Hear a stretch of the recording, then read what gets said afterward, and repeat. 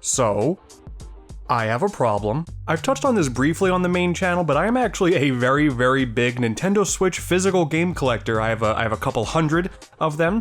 Not necessarily proud of that, but there's a lot. There's a lot of games. As that one advertisement said, Nintendo Switch does indeed have games. Obviously, a lot of those are retail games, you know, a lot of the big Nintendo games, a lot of the big third parties from Sega, Capcom, Namco, you know, all of the usual suspects, and maybe one day I'll go through my entire collection because there's a lot of oddities there, but this what I want to talk about today is one of the main reasons why the Nintendo Switch collecting scene, now and in a few years when it becomes really big, is going to be insane. This is just a small example of some of the games that you don't typically find in a very usual retail collection.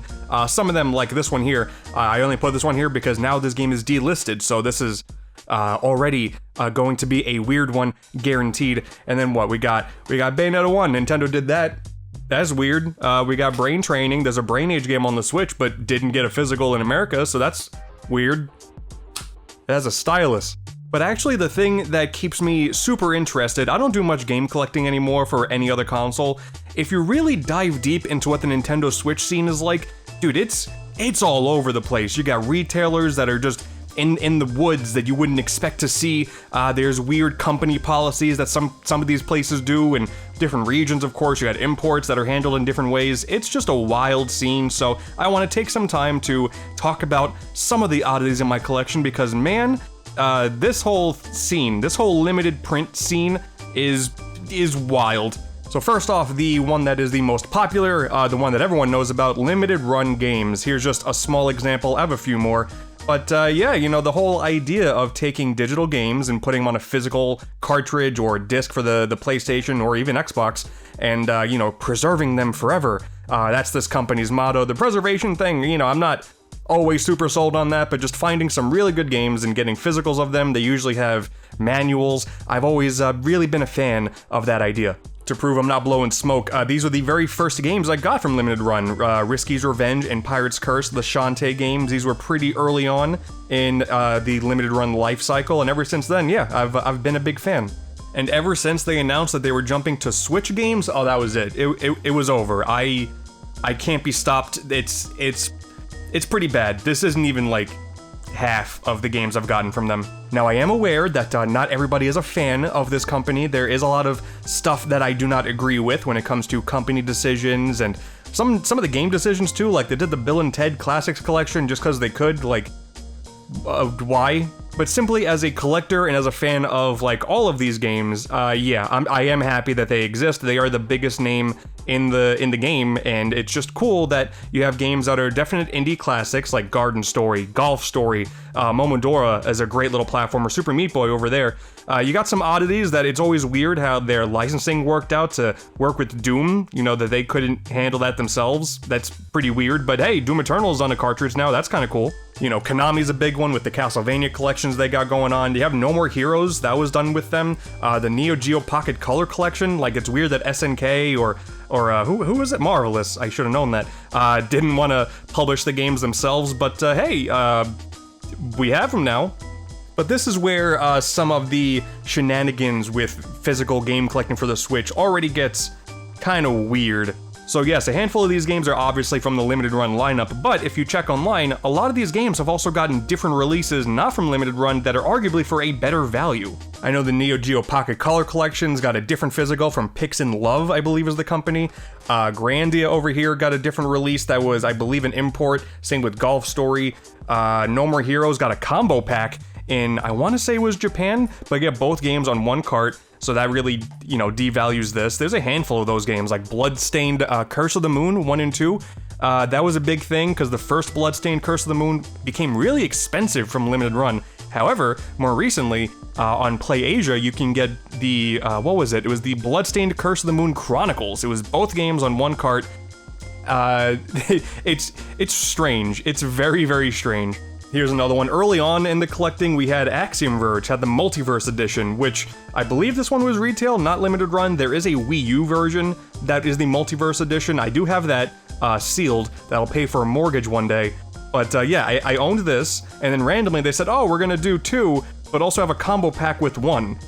So now, I guess I'm never opening this again. There's a lot of that with this. There's a lot of this weird stuff going on.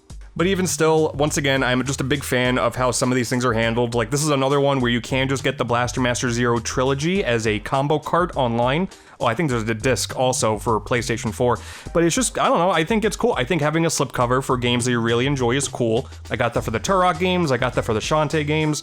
This right here, one of the earliest special editions I got, Mercenary Kings, also with Flint Hook. I handled the paper badly, don't do what I just did. Obviously, one of the main criticisms is if you order from them, don't expect to get the game for like a year, especially if you get a special edition. Oh my god, you're gonna be waiting forever. Like I said, it's not great. A lot of these games also show up at Best Buy, like after the pre-order window closes. Again, limited run, does a lot of annoying things, but just as a base consumer of a lot of this media, big fan. Especially if you like way forward, boy, way forward, more way forward, more way forward. Oh hey, limited run, not way forward, but because they did this, now I'm collecting Double Dragon games by proxy. Cat Girl Without Salad, Amuse Bouche. I don't know, I don't. That name is weird, but I mean, look at the inside art. That's amazing.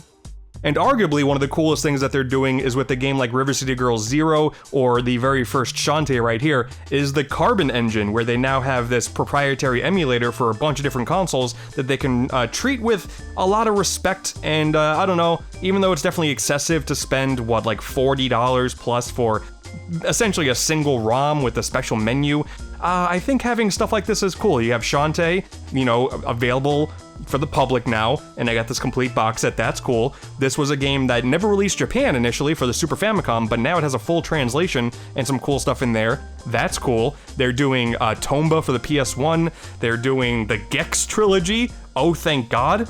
I'm talking a lot, obviously, about limited run. There's a lot to go over in terms of a lot of the cool games that they've secured, but realistically, if you made it this far, the story about how some of these companies are, I may have overhyped it, like, oh, that's not so crazy, they just take games and release them. Just wait! Next up, we have Super Rare Games. This one I'm sure a lot of people have also heard of. They're not as popular as Limited Run, but these guys definitely have put in their work to get some really cool games out into the marketplace.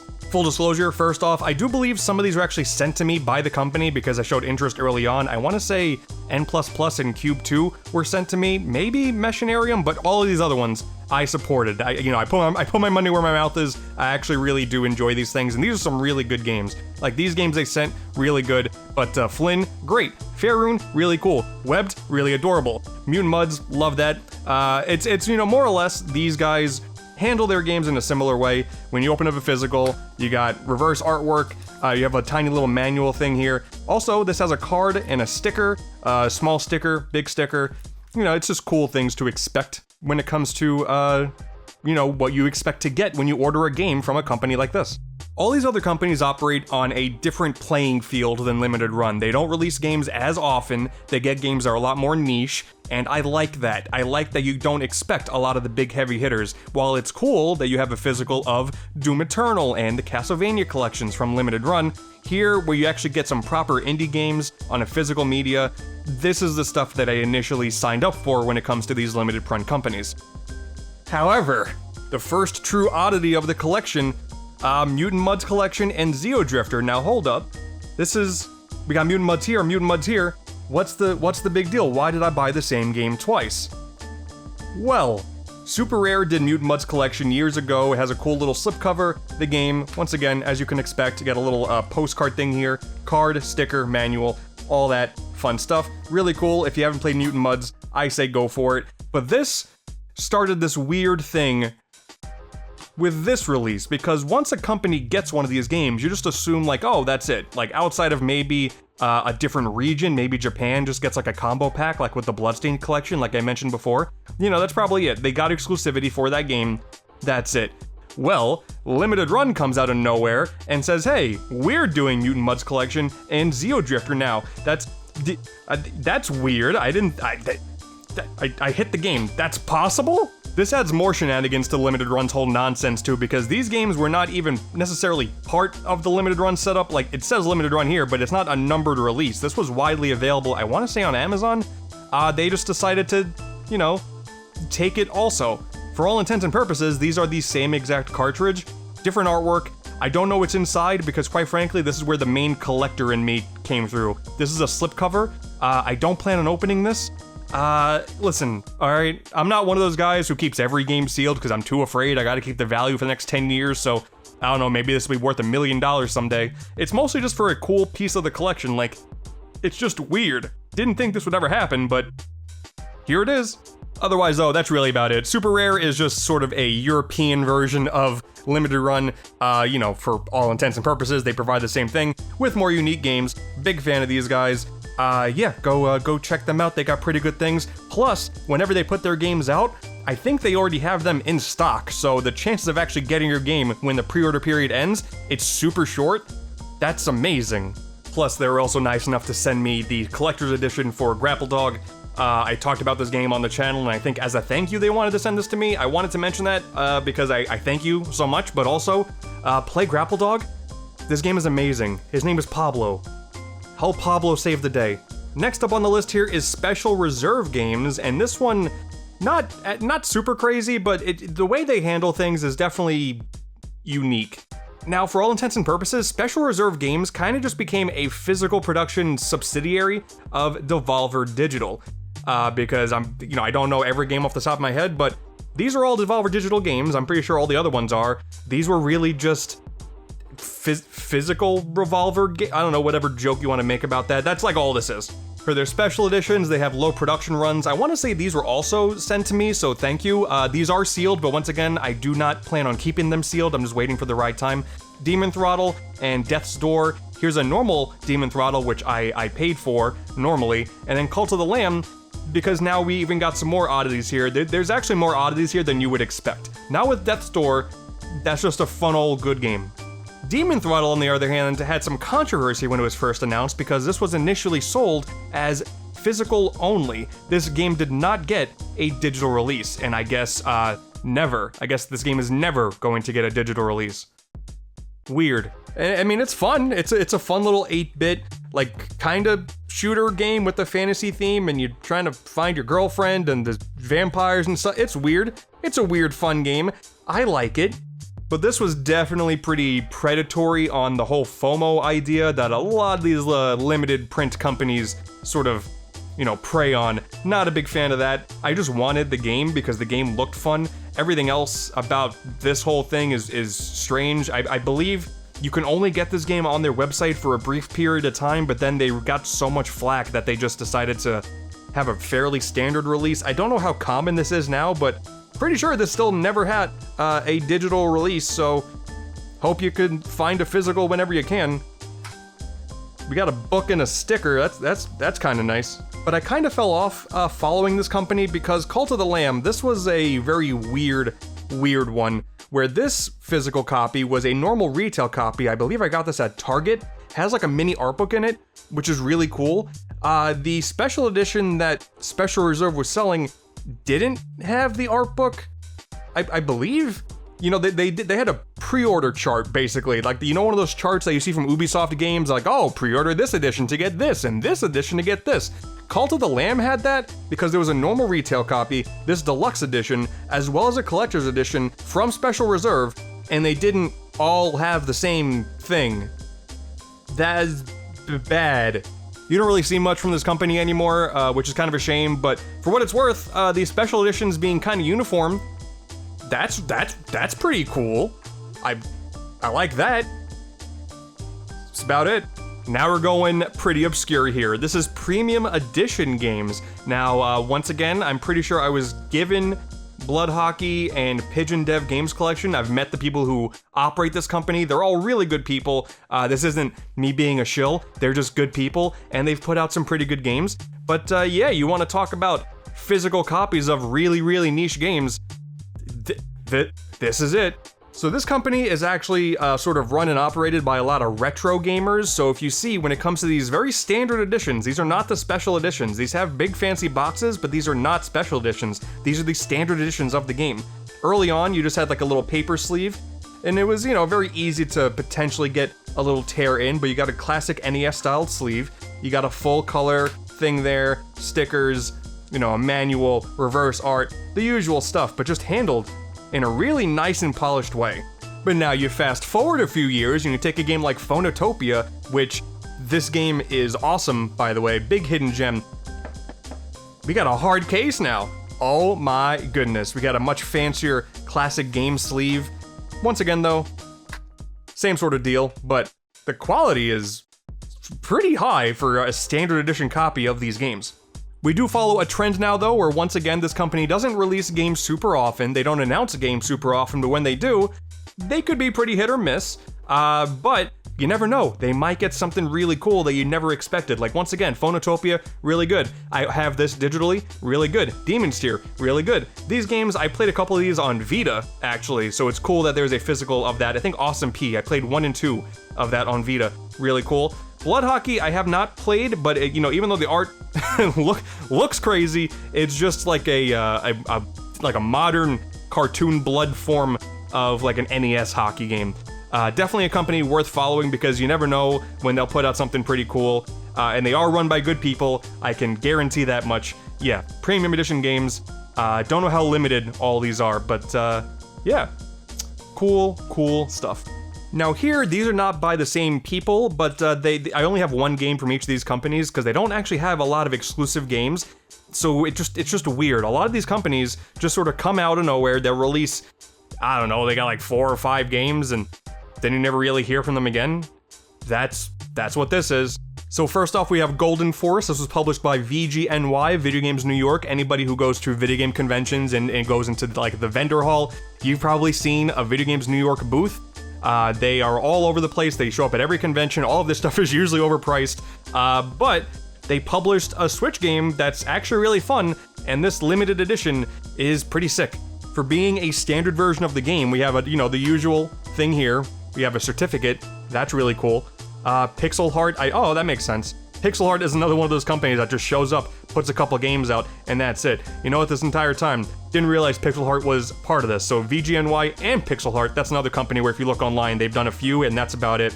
But look at this steelbook. It's a steelbook with a giant coin. That's sick. And as much as I continue to want to talk crap, because once again, whenever I see the booths at conventions, I think their games are too overpriced. When I initially bought this at a convention, the steelbook was broken in the case, and I was able to contact them, and they were able to replace it super easily. So as much as I want to continue talking crap, that's damn good customer service, and also damn good game. Golden Force, big thumbs up. Okay, this one is even more obscure. This is AntDude. Now, I'm sure some Switch collectors are gonna follow this. I think Wii U fans had access to AntDude. The Switch also has AntDude 2, which came out, I wanna say year 1 by Nicholas. This one is interesting because AntDude 1 came out digitally after the second game rather, and then it's physical by One Print Games. Yeah, they put this out and nobody really knew about it. Another one of those companies that releases like, I don't know, they probably have 5 or 6 games in their entire lineup and they pop up one at a time every 6 months. It's weird. I don't know how business works for them to continue to be in business, but good for them.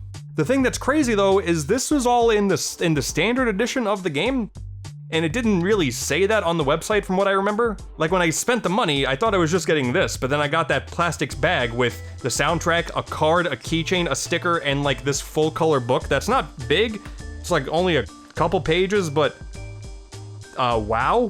And like there was no pre-order window for this. I want to say I bought this game like 2 or 3 years after it had been out on the website. Like it said, oh, excited to come out in, I don't know, 2020, 2021, and then I bought it like a year or 2 after, and it was still there, showed up really quickly. It might be out of stock now, but it was weird because the game was still readily available, but if you went on eBay to search for it, it was more expensive from sellers than it would be if you just bought it from the actual it was weird. It was really weird. But yeah, One Print Games, you know, they handle in a weird way that barely anyone ever knows they exist, but they have good stuff on their website, so they have like, what, Paradise Killer was another one? That's a really cool visual novel. Good for them. Good for them for sticking around. Really strange. I only wanted this because I have AntDude 2, so now I have 1 and 2. But yeah, that's strange. Now real quick, before we get to talking about some of the really weird things that go on in the Switch collecting scene, I just want to do a quick shout out to Fangamer and I Am 8-Bit. These guys pull out some really, really cool indie games and treat them with so much respect, like Bugsnax, incredible game, Hollow Knight, incredible game. Monsters Expedition is an interesting little puzzle game that this has 4 games in it. It has Monsters Expedition plus, I don't remember the names of the other ones, but there's 3 other games by the same developer, all on one cartridge. That's not even here now, it's in my Switch case, but trust me, big poster. These companies do really cool stuff. They do really great games. Every time Fangamer announces a game or I Am 8-Bit announces a game, like, these are readily available. You can get them at like Best Buy and stuff, but it's always cool to see whenever these guys pick up specific games because you know they're going to be treated with a lot of respect. Fangamer usually releases a lot of merch alongside their games, and like at the current time of this recording, I Am 8-Bit is doing Neon White, which was one of the best games of 2022, so that's awesome. And then Fangamer is doing World of Horror, which a lot of people are interested in, as well as Tunic. And that makes total sense for a Fangamer thing because they also did a Tunic plush, which was amazing. So yeah, just shout out to these guys because who knows what the scene is going to be like in the future for these publishers and oh my goodness, these publishers in particular. I'm getting really excited because I talked about Tunic and that game is great. But yeah, Fangamer, I Am 8-Bit, good job with what you're doing. Love what you guys are putting out. But okay, now, hold on to your damn butts. Okay, so now I want to talk about Strictly Limited Games and In Games because these two companies have a very unique partnership that is mind-boggling. Similar to all of the other companies I mentioned before, Strictly Limited is European-based, and they do the same thing. They'll take indie games or a lot of classic games and just get physicals for them in a very limited window. Once the stock is gone, that's it. Bada bing, bada boom, the usual suspects. Some games did get typical retail releases like this. Even though it's not in games, I'm pretty sure Strictly Limited had this game available, because I remember I pre-ordered it, and then it showed up on Amazon, and I was like, oh, okay, I'm going to cancel the Strictly Limited one because I want the ESRB copy, so we're good there. Then we got Crosscode here, which similar situation. This has a retail release, I believe in Europe also. I forget exactly what retailer, but this does have a different version of the game. But easily available. They did have special editions with Strictly Limited, but you weren't really missing out by just buying these games in the ESRB copies in America. The rest of these, on the other hand, tell a different story. Not this one. This is just a very cheap game that they sold at a premium price. So, again, I make bad decisions. But here's where we get a little bit funkier, because here we do things that I don't like, but I only support because I want to say these will probably be worth something in the future. So, In Games, if you go on Amazon, you can find their storefront and buy a handful of these games, easy peasy. There are a bunch of games that you don't really find in any other retail shops. They're like exclusive to their Amazon store, which is pretty weird, but hey, readily available. You can still buy Crosscode, which highly recommend. Game is incredible. But here, this is where things get a little strange. So, Wonder Boy, Asha in Monster World, a remake of Monster World 4, incredible Genesis game. The remake is just kind of okay. The reason why I went for the physical of this one is because on the cartridge, it actually included the Genesis game. So you couldn't buy this, I believe, you couldn't buy this digitally. It was, for a while, the only way to get this on Switch is to have it on the cartridge. On the PS4 version, which they released as well, it comes with a download code for the game. So the only way to get it on a physical media was to buy this cartridge. So I was like, yes, absolutely. I will build a Wonder Boy collection. I'm fine with that. I like Wonder Boy. Not the same situation with these. So if you go on Amazon right now, you can find a Wonder Boy collection and a Jaja Maru collection, which, by the way, not many people know about this. Just a fun set of Ninja-based Famicom and Game Boy games with the newer game that released, I want to say in 2020. Fun time, but regardless, you can go on Amazon, pick up these collections, but before you do, you're not getting the same collections. The Jaja Maru collection that's on Amazon has less games than the one that Strictly Limited had. Same thing goes for the Wonder Boy collection. So when they released the Jaja Maru collection, it was a collection of a bunch of Famicom games and Game Boy games like I mentioned, but there are also 2 RPGs that I think were both for the Famicom that got localized for the very first time. Super cool. If you go on the eShop, you will see that there is a different listing for, it's like Jaja Maru The Lost RPGs or something. But okay, cool. That's there. If you put this cartridge into your Switch, you get both. You get the main collection, and then you get the RPG collection. If you order from Amazon, you only get the main games, and not the RPG. Don't like that. Same thing goes for the Anniversary Wonder Boy collection, so this includes a bunch of versions of a bunch of games. For one, another version of Monster World 4, cool, but also a bunch of other Monster World games or Wonder Boy games that have different versions: arcade, SG-1000, Master System, Mark III, Game Gear.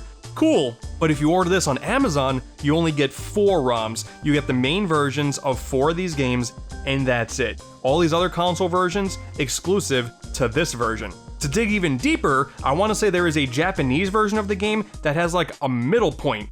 This has 13 ROMs or something like that. The Amazon one has 4. There's a Japanese one that I think has like 7. It's weak. Like, why are we doing this? And they are not stopping anytime soon. There was a bunch of shenanigans with another collection from a series called Turrican. There's the Puzzle Bobble game that got a new version recently, which is really cool. You can get that game on Amazon, no problem, but if you ordered it from Strictly Limited, you also get the Super Nintendo game that they did release digitally at the same time, but on the cartridge. I don't like that. I'm supporting it because since I know about this, I feel like it'd be foolish to not buy it, but it's kind of trashy. It's stuff like this that is going to be very interesting when the Switch collecting scene becomes really big and knowledge about how all these companies operated starts to become more well known. Because people give a lot of crap to limited run games for how they operate business. You know, Devolver Digital got some crap for that one game that was physical only, and like, ooh, that's terrifying. But this stuff, I almost feel like this is kind of worse. Because on top of that, it's not even like these collections are anything like super fancy. They have the same emulator that they use for all of them. It has the same interface, the same screen settings. Like, these are just menu swaps. Like, the menus look different, but the way you access the ROMs and stuff is exactly the same. Like, it's pretty shameless, honestly. So, in the future, if you see anything from Strictly Limited or in games, just be wary, do your research, because you're not getting the products at their best capacity unless you were at these moments when the pre-orders were active. This was over a year ago, I forget when it was out, but I don't know if it's readily available anymore. You know, on top of that, these games take longer to arrive than any typical limited run game does, so this one Strictly Limited I think is the worst contender of the bunch, but damn it, they still got me because I make bad decisions. Before we wrap things up, I just want to quickly mention that the import scene is also very interesting for the Switch.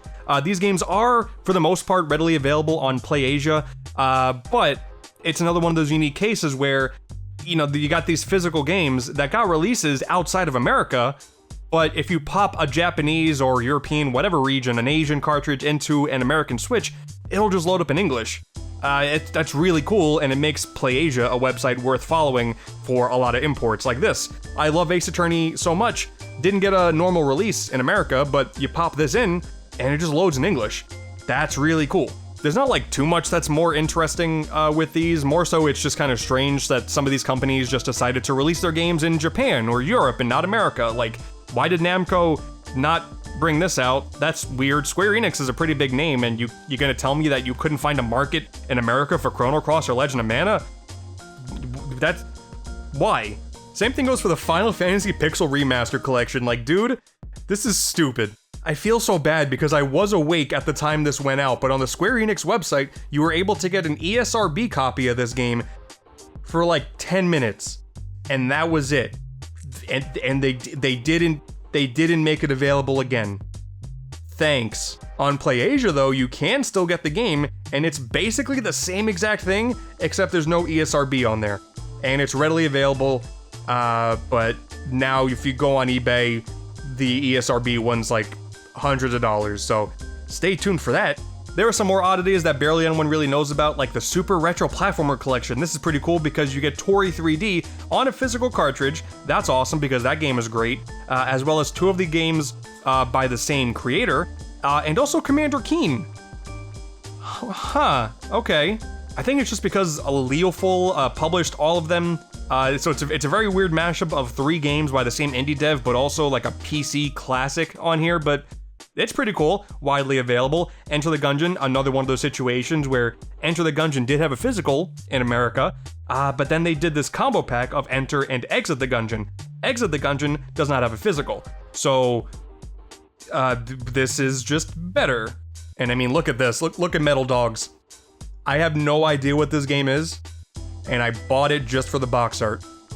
This is one of the best decisions I made. I do want to quickly mention as well, not to be a shill, but I do have access to some deals here that I want to hook you guys up with. If you're interested in any of these games, I'm actually an affiliate with PlayAsia now. They don't really send me free stuff, but I can save you guys some money with the coupon code AntDude whenever you do any orders here. And for all of these games in particular, I will include links down below if they are available. I don't think this one's available anymore. But, you know, you can use my link, you can use a coupon code. A lot of these games, you know what, not a lot of these, all of these games are really good. So if you want some extra spice to your Switch collection, I would appreciate it. And why not? I get to save you some money in the process. If you don't buy Various Day Life though, I won't be upset, because this game is not good, but it's horizontal. I'm very easy to please. However, no import gets more interesting, in my opinion, than this. This is the Famicom Detective Club Collector's Edition. You may be saying, what? There's a Famicom Detective Club? Yes, and it is one of the only Japanese cartridges that if you put it in an American Switch, it does not load in English. I did buy it anyway because I really like that this game exists. Like, it's super cool that this game got remade. It's a big Nintendo game from back in the day, really good visual novels, and like, once again, handled with respect. It is tight in there. There we go. Hey, so handled with respect. You got the original box arts on there. Cartridge just plays in Japanese. I do own them digitally in English, but you know, I had to. As a Nintendo fan, I had to. Got an art book in here. I'm not going to try to cause any more damage to the paper, but trust me, it's an art book. And with that, that kind of covers the state of limited print companies in the middle of the year 2023. There are a couple of companies that I never got around to supporting, like Skybound Games did some, V-Blank did like Shakedown Hawaii. I didn't get that one. But for the most part, these are all the companies that have released something on the Switch that are going to be the dominant names in the Switch collecting scene 5-10 years down the line. So yeah. So the moral of the story is, don't be like me.